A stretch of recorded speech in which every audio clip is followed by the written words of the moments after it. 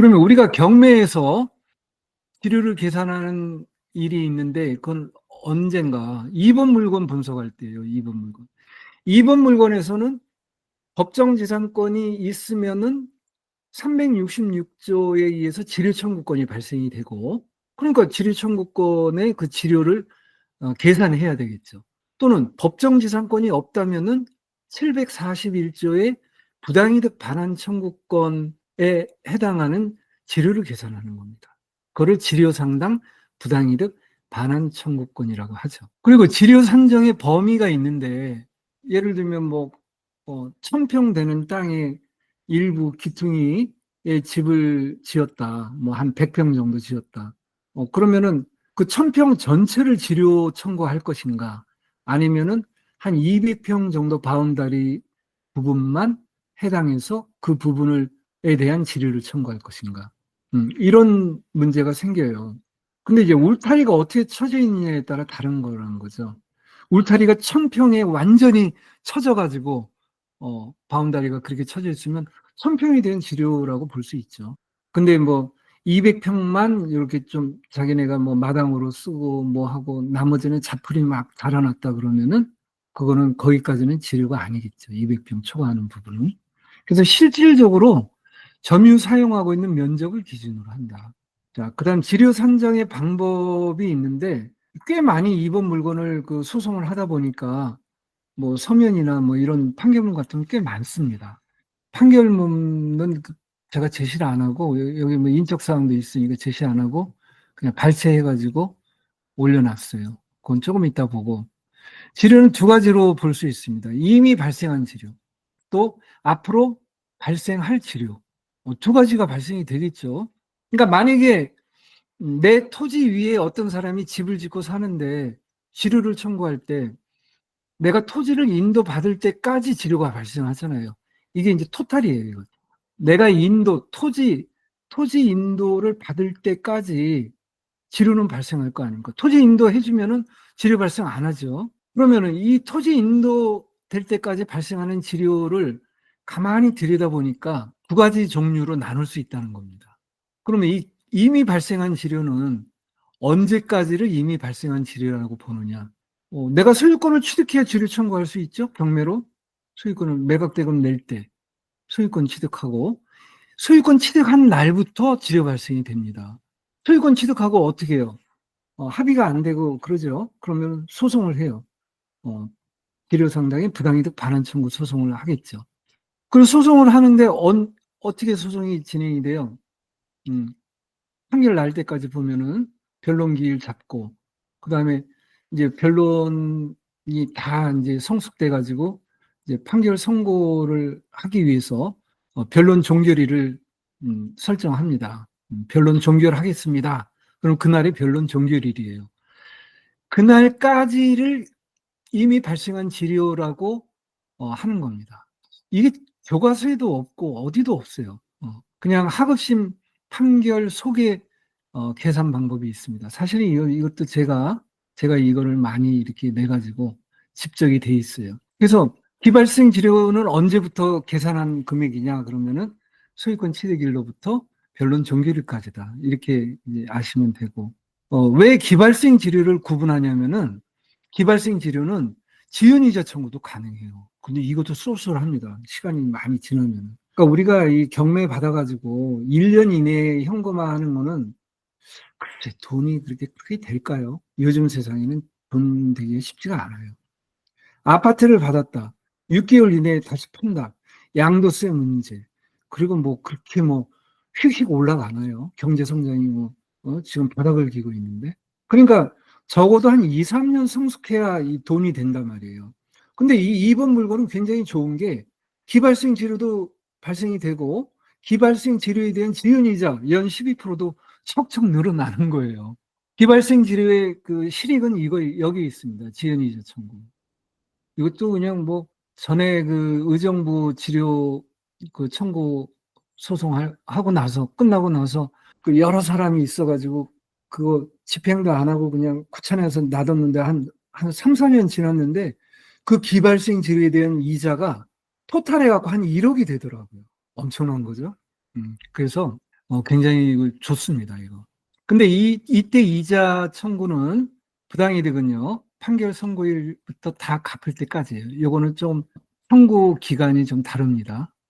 그러니까 이거를 머릿속으로 이고 앉으면은, 글쎄요, 머릿속에 이고 앉으면은 안 돼요. 다른 게 안 들어와요.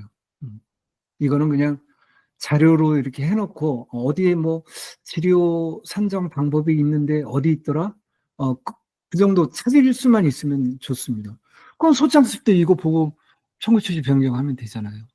여기서 요 기발생 치료 부분이 판결문에는 일단 청구 취지 변경에는 어떤 식으로 표시가 되는지 한번 볼게요. 청구 취지 변경을 하게 되잖아요. 그럼 이제 치료가 이제 부당이득금 반환 범위가 있는데, 결국은 치료의 범위인데 두 가지로 나눴다 그랬죠? 그래서 기발생 임료, 여기는 임료라고 표현을 했습니다. 기발생 임료 산정은 부당이득금 발생 시점인 1월 10일, 이때는 소유권 취득일이에요. 이 소유권 취득일까지 더 써주는 게 좋습니다. 이건 안 썼네요. 왜냐하면은 청구 취지, 청구 원인에서 청구 원인은 아주 구체적으로 상세하게 쓰는 게 굉장히 좋습니다. 그래야 독자가 23년 1월 10일이 뭐지? 뭔데? 이렇게 의문 품으면 안 되죠. 쭉 읽어 내려가면서 하나도 의문이 없으면 좋은 거예요. 그래서 여기 소유권 취득일인 이것까지 넣으면 좋고, 이 사건 변론 종결 시까지 이나, 그랬죠? 이나. 이 사건 변론 종결일을 특정하기 어렵다. 내가 지금 이 서면을 쓰고 있는 거는 변론 종결일 이후가 아니고 변론 종결일 이전이에요. 근데 변론 종결일을 날짜로 특정하기가 어렵죠. 일단 정한 거예요, 일단. 일단 정해갖고, 변론 종결일 이전까지 시점을 잡아갖고 기발생 임료 청구도 할 수 있습니다. 그리고 나중에 또 청구 취지 변경할 수가 있어요. 이제 참고 서면을 낸다든지 뭐 해가지고 뭐 그런 거고, 이거는 나중에 참고 서면을 냈습니다. 우리가 기발생 임료를 변론 종결일 이 정해져 있기 때문에 그 이후에 참고 서면을 낼 때 변론 종결일 날짜까지 정해져 있기 때문에 다시 계산해서 낸 적이 있어요. 그러니까 이제 판결문은 어떻게 적혀 있냐면은, 판결문은 이거 좋네요. 이렇게 하니까 이 사건 건물에 대한 소유권을 취득했고, 피고가 아니고 원고는, 원고가 언제 취득했냐면은, 소유권을 취득한 2023년 1월 10일. 여기는 소유권 취득일을 써줬죠.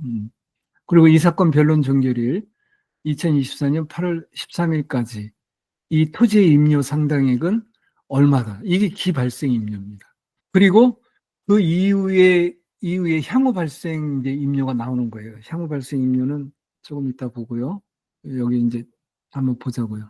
향후 발생 지료는 변론 종결 다음 날부터 이제 나오겠죠. 기발생 지료가 변론 종결일까지니까. 변론 종결 다음 날부터 목적물 인도 완료 시까지 발생하는 지료를 향후 발생 지료라고 합니다.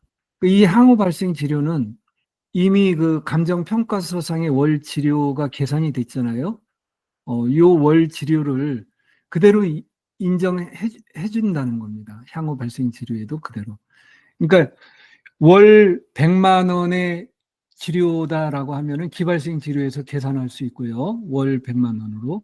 향후 발생 지료도 역시 월 100만 원으로 추인되기 때문에 월 100만 원씩 청구하면 되는 겁니다. 그래서 요거 판결문 한번 볼게요. 어떻게 표현되고 있나.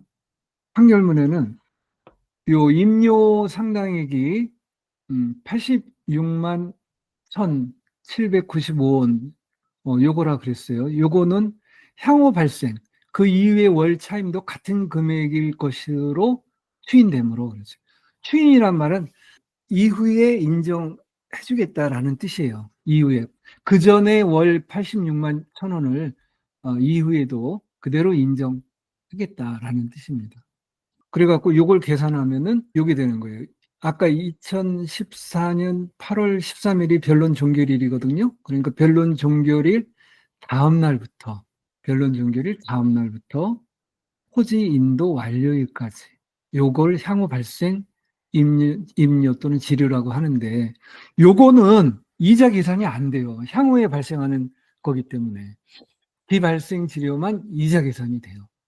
그러니까 사실 이자 계산, 요 기발생 지료에 대한 이자를 받아 먹으려고 이렇게 복잡하게 구분해 놓은 겁니다. 근데 뭐 비교하자면은 기존에 또 지금 진행하고 있는 여러 가지 판결문을 제가 검토해 보니까 기발생 또 향후 발생을 이렇게 나눠 가지고 하는 예는 거의 드물고 계산하기 좋게 향후 발생으로만 하는 예가 많아요. 뭐 매월 얼마씩 지급하라. 소유권 취득일로부터 인도 완료일까지 매월 얼마씩 지급하라. 이런 식으로. 그러면 이자를 받질 못하죠. 특히나 소송이 오래 장기간 되고 하면은 기발생 치료가 굉장히 실익이 있습니다. 그래서 상대방이 또 뭐 항소까지 하면은. 교수님, 자, 예. 일반적으로 그 변론 종결일로 안 하고 기발생 치료 종점 시간, 종점일이 뭐 판결 선고일 같은데 왜 이건 굳이 변론 종결일로 합니까? 어쨌든 지료를 확정시키는 문제가 소송의 대상이 되는 거거든요. 지료를 확정시키는 문제. 예, 알겠습니다. 그래서 변론 종결일까지 범위로 보통 사실심 변론 종결일을 기준으로 합니다. 예, 거기까지. 아무튼 이거는 사실 이론적으로는 굉장히 머리 아픈 거예요. 따지기가 좀 어려우니까. 저도 헷갈릴 때가 있어요. 그러니까 자료를 이렇게 해놨다가 이제 청구취지 변경할 때 이제 이걸 보고 하는 경우가 많습니다. 저도 머리에 금방금방 떠오르지가 않아요. 근데 이건 뭐 외울 그냥, 거는 그냥, 없어요. 그냥 판결 선고일로 정하려고 그러면 판결 선고일을 모르니까 판결 선고 이후에는 청구 취지 변경을 못 하잖아요. 그래서 변론 종결일로 하신 것 같아요. 아니요. 이거는 기발생 치료는요. 변론 종결 이후까지 늘릴 수가 없습니다. 이거는 뭐 분명해요. 이거는. 예, 제가 그 말씀 드린 거예요. 늘릴 수가 없고요. 조 교수님이 그 판결 선고일로 음. 왜 안 했냐고 그런 질문을 아, 하셨길래 제 말은 예. 판결 선고일로 지정을 하게 되면 판결 선고일 이후에는 청구 취지 변경을 못 하니까 그렇죠. 그래서 변론 종결일로 하는 거 아니냐 그 말씀 드린 겁니다. 예, 맞습니다. 그리고 요거 판결 선고일부터는 이 부당이득은 소송 촉진 등에 관한 법률에 요 판결 선고일부터라는 규정이 있습니다. 그래서 이걸로 한 거고요. 그러니까 이자 청구, 지연 이자 청구가요. 판결 선고일이 아니고 청구 취지 변경 신청서 송달 일로부터 다 갚을 때까지로 보통 보거든요. 판결 선고일이 아니고. 근데 이렇게 부당이득 청구할 때는 판결 선고일로 이제 본다는 거예요. 그래서 어쨌든 저도 막 머릿속에 이고 다니지 않습니다. 그래서 이 굉장히 중요한 정보일 수 있어요. 이게. 그 다음에 구체적으로 그럼 지료를 어떻게 계산하느냐. 이것도 막상 이거를 그 무에서 유를 창조하듯이 생각해 내기는 좀 어렵습니다. 알면은 쉬운데. 그래서 이것도 공식을 여기다 해놨어요.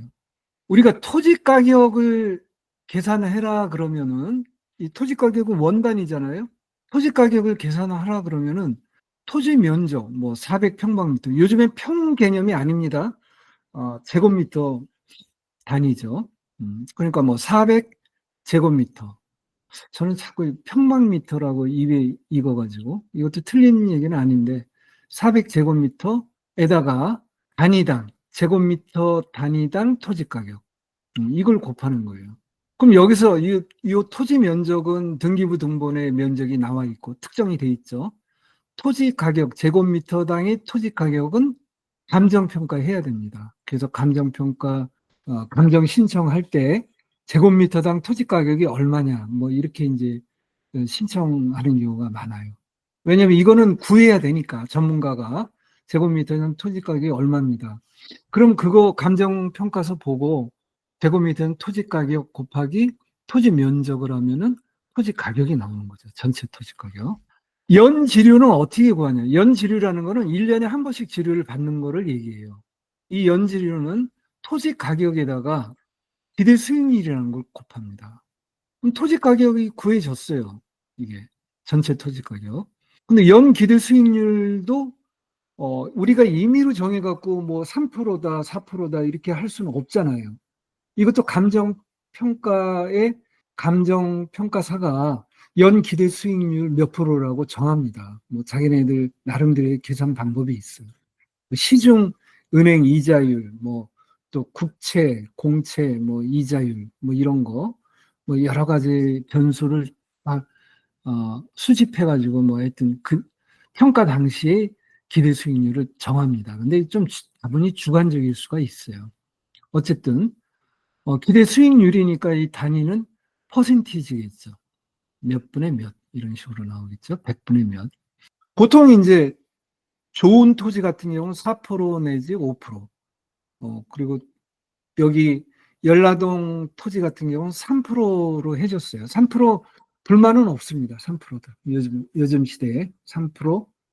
도시에서는 한 4%, 뭐 이 정도 되거든요. 전답이나 아니면 도로 같은 경우는 많이 떨어져요. 도로 같은 경우는 뭐 1.5%, 뭐 이 정도. 전답도 농사 짓는 땅이기 때문에 2%를 넘지는 않습니다. 아무튼 이것도 감정평가서상에 이 수익률이 나와요. 그러면 이걸 곱해주는 겁니다. 이 곱하면은, 연지료가 나오는 거예요. 이거는 1년에 한 번씩 받는 거다.